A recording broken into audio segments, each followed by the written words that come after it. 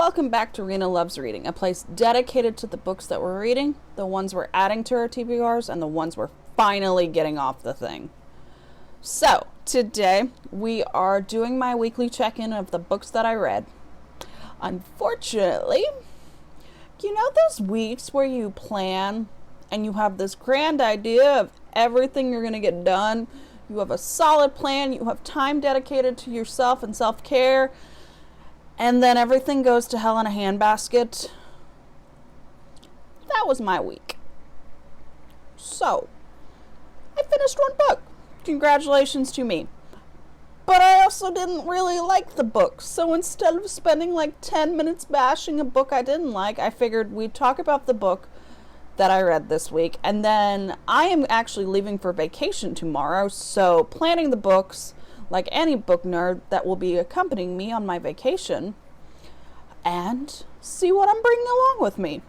If that interests you, just stick around. If that doesn't, completely understandable.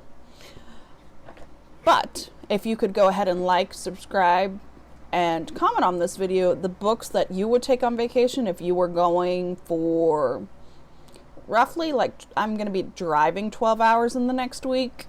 What would you bring along? So, The Elephant in the Room, the book that I read this week. The Perishing. This interested me originally because I saw it on Book of the Month, and it was like this, you know those books, and if you're a part of Book of the Month, it's a subscription-based service where you can get new releases, upcoming releases for a reasonably priced amount of money. So this was a couple months ago, my second pick to the one I ended up picking, and I'm not even remembering what I picked that month. But when Barnes & Noble's had its half off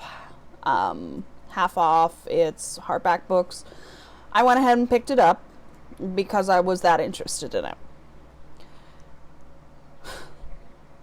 I see the premise of this book. I enjoyed the premise. The synopsis drug me in. I enjoyed it. But I left it asking what the heck happened and why was there so much buildup for that to be the ending?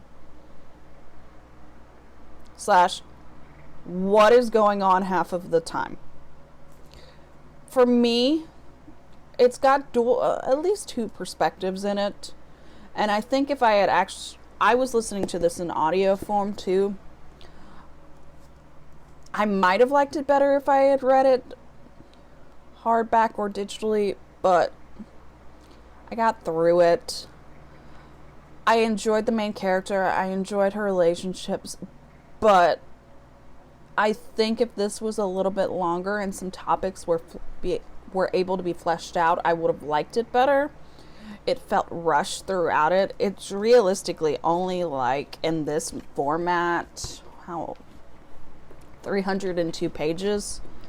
And oftentimes I find if it's not like a YA fantasy that is not designed to be that quick moving story, that I am not interested. I would rather have it in that chunkier 400, 500 page range if the story is fleshed out. And I think that is what this suffered a lot for me, is I enjoyed the premise of it. I really wanted to like it. I liked the characters. I just felt like there was so much build-up for it to basically end in the way it did. The ending was rushed. And it annoyed me. And it left that bad taste in it. I don't give out 2 stars very often, but this was like a 2.5, 3-star book. It was fine. I wish there was just more to it. So, that was the only book I read in the month because my week was crap. But the next thing we're going to do, so I am leaving for vacation tomorrow. I am driving there, so I've got a lot of time in the car to listen to audiobooks. I've got a lot of time to just relax and not function as a grown adult, basically, and just read. So, I have a stack of books that I'm going to be bringing with me poor me in the future who has to carry the bag with these in it, basically. I have some of these digitally, so I might just take the digital versions with me to save my back. But I am still debating a little bit of what to bring, but I know I want to bring 2 of my Book of the Month books for this month. I want to bring, this is Close to Okay. Basically takes place in the Midwest, and that's where I'm going. So I'm going to be enjoying this. I have it both digitally and in hardcover.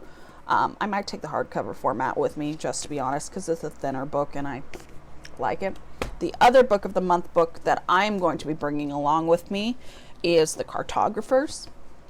This is kind of like a thriller mixed with fantasy, and I don't generally like thrillers, but when they're mixed with fantasy, I can find them more palatable, so this is also on the list of books I'm bringing.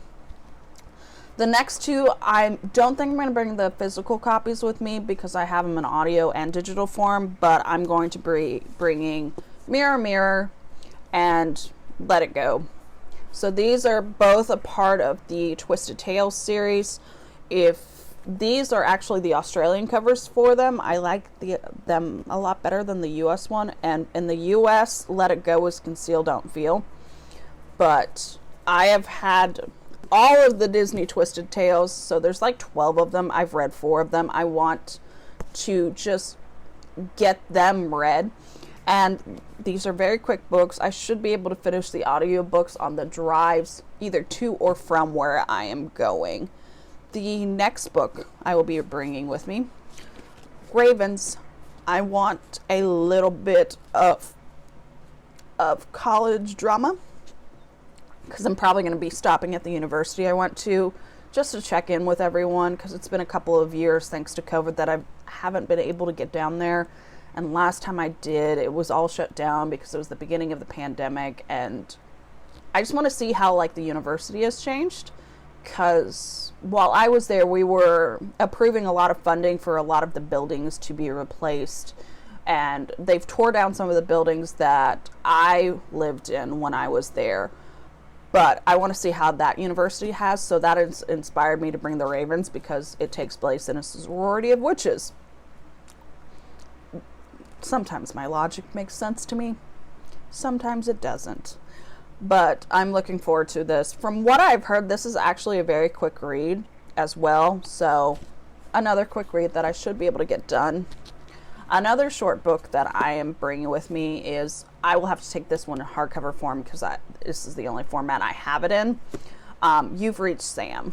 So, story of how a girl is coping following the death of her boyfriend through a death by suicide. I am finally, also, I'm not going to be bringing this hardcover with me. I'm using it for show. I have it digitally. This is a big monster. This is not one of the ones that I also have it digitally. I'm going to be tackling Crescent City over the next couple of days to see how I enjoy it, because I have the second book and I finally want to read this. I have put it off for some unknown reason. I don't know why, but it's on the list. And the last book I'm probably taking with me is a workbook.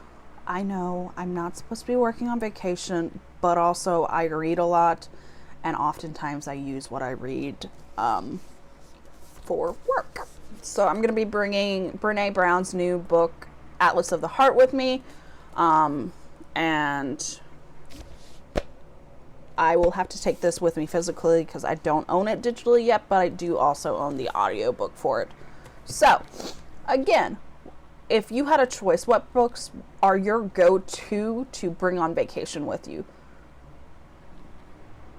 Are there any I'm missing?